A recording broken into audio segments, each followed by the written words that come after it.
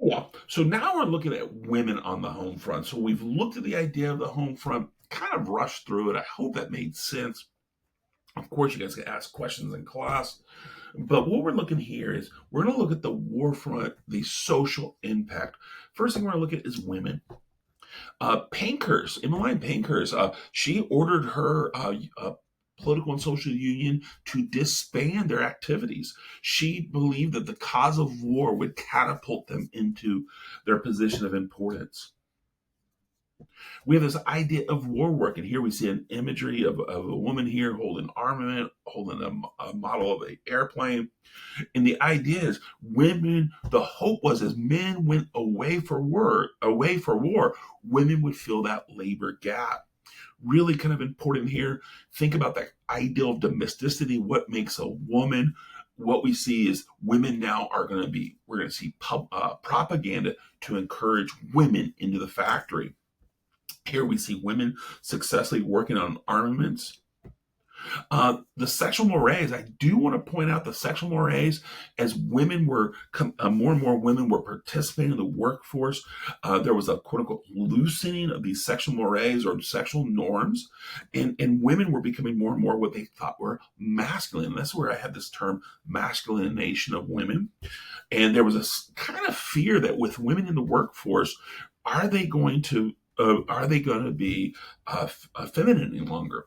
But again, we see this element, and women really began to fully embrace their prosperity. They enjoyed the work, and they were able to manage both home and the workforce, which remember all the propaganda told them it couldn't earlier. Now the propaganda is saying you can do it. So women's participation in this war effort will absolutely force governments to extend suffrage. And I think the best example here is Woodrow Wilson. Woodrow Wilson, he opposed female suffrage before the war. But as he observed their abilities to participate in the workforce, he then was like, oh my gosh, they deserve the right to vote. So by 1920, countries like the United States and Great Britain, you're going to see this shift to universal suffrage. But with all those cool things, we will see limitations. And these limitations, I really like this poem by Jesse Pope. I'll let you pause here, read the poem.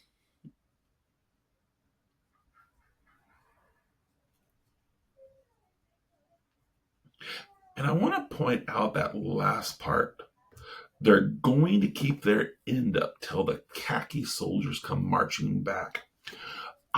Such a huge moment here that yes, women can be in the workforce, but this poem becomes public, and I think in some ways it's supposed to energize the workforce.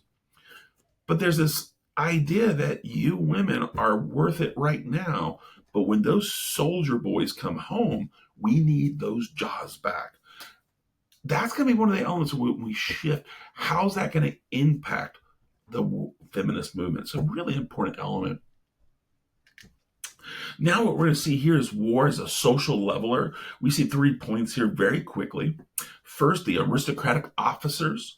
They had a higher fatality rate on the front lines as opposed to those of the peasantry and lower classes. The aristocratic officers, they were the ones that led going over the top. And I like this image here because can you even identify who the aristocrat is? So this is a social leveler, the idea in which they're all in the trenches together. There is no human being better or superior than the other. They're all equals. The British working class had access to an increased standard of living, as Dr. McKay pointed out. This increase in standard of living is really going to be driven by the British access to American goods. Despite the unrestricted submarine warfare and things, we're going to see that ultimately the Battle of the Atlantic is going to really swing towards the Entente, and they're going to have access. So the British working class really saw a betterment in life. And despite these examples, war saw a dramatic impact on the development of mass society, and that's going to be more of the negative side. Because the war, despite this romantic hope of it being a social leveler, what happens? Well, the first thing we see is the labor aristocracy. They were conscripted not to the fronts, but to the factories, and they're going to be paid higher wages. This labor aristocracy, they're the mechanics, and they're desperately needed. Despite the war propaganda, and many of these men wanted to go fight on the front line, they were forbidden to. So the labor aristocracy is going to benefit greatly through the increased wages. The bourgeoisie.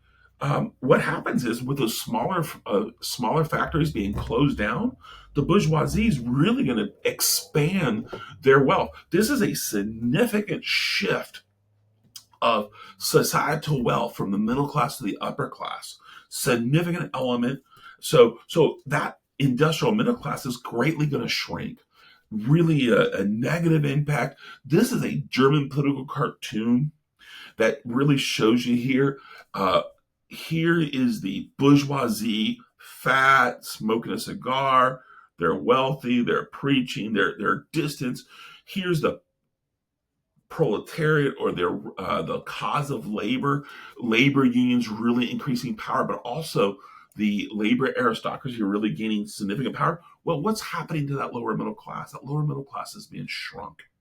So the social impact is going to lead to the domestic unrest, and that domestic unrest will come in both sides, the Entente and the Central Powers. In England, in Great Britain, the 1916 Easter Rising. This is where the Irish Brotherhood, the Fenians, they rise up. They're frustrated. They're angered. They're angry that their home rule had been denied to them because of World War One, and now they're being recruited. Some of their best young men are being recruited to fight a war for England, not for Ireland. So in 1916 in Dublin, a group of the IRA, or the Irish Republican Brotherhood, seized power in Dublin in hopes to negotiate. In some ways, the Easter Rising to me is a lot like the Paris Commune. They were hoping to be able to negotiate with England because they had leverage, and instead, England goes in and absolutely destroyed them. They sent their special forces, which are called the Black and Tans. They came in and utterly killed and captured the rebels, really bringing an end, and that's going to lead us eventually to the Irish Civil War. This photograph to the left is an image of the 1917 French military mutinies. The war was going terribly for the French, but the French military, they began to see mutinies throughout the trenches. They wanted to end this war, stop this war. Well, this is going to cause the French government, led by Clemenceau, to order the execution of their own soldiers. So there's going to be a series of soldier leaders that are going to be executed for these military mutinies because they had to quiet the unrest. And of course, the Russian revolutions of 1917 will ultimately not just get rid of the Tsar, but will end the Russian participation of war. So these are just glancing over, but this war is not going well for a lot of places. Really, the only where there's a sense of stability is going to be on the home front in Great Britain within the idea of England. For the Central Powers, it's even worse. In Germany, 750,000 people are going to starve to death because of the blockade. As Hindenburg and Ludendorff forced the food rations onto the front line, it led the civilians with really nothing to eat. And remember, a lot of things are happening here. This is when you had the Berlin mayor, Karl Liebknecht.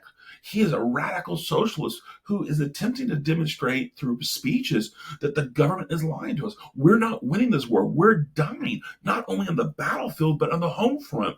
And it's really, he gets arrested, but despite his arrest, we're going to see this movement. And in November 1918, we're actually going to see a revolution that's going to undermine the government, get rid of the Kaiser, and form a democracy. And we'll see how that plays out later. Austria-Hungary, early on in this war, you have Franz Joseph.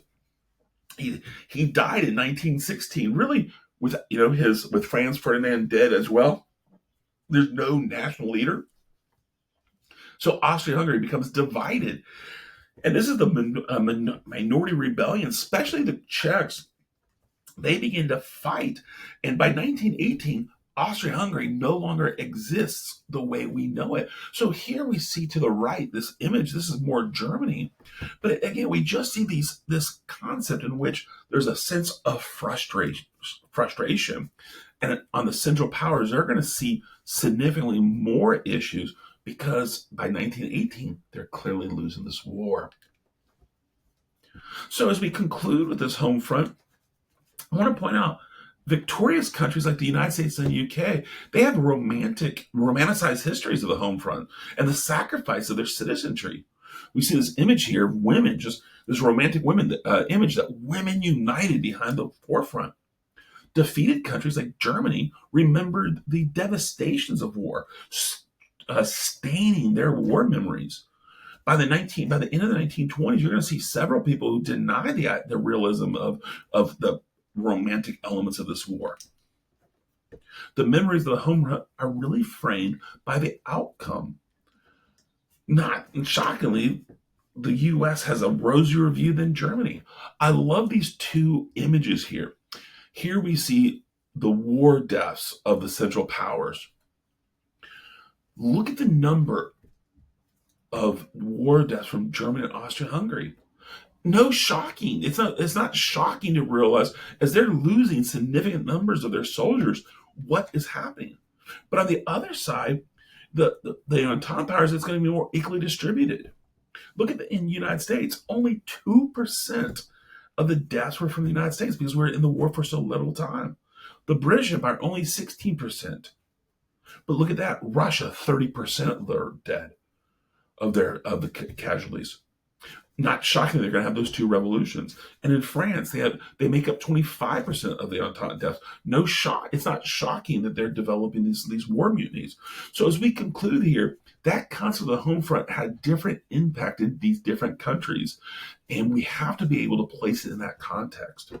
But with that said, I hope that makes sense. Y'all have a great day.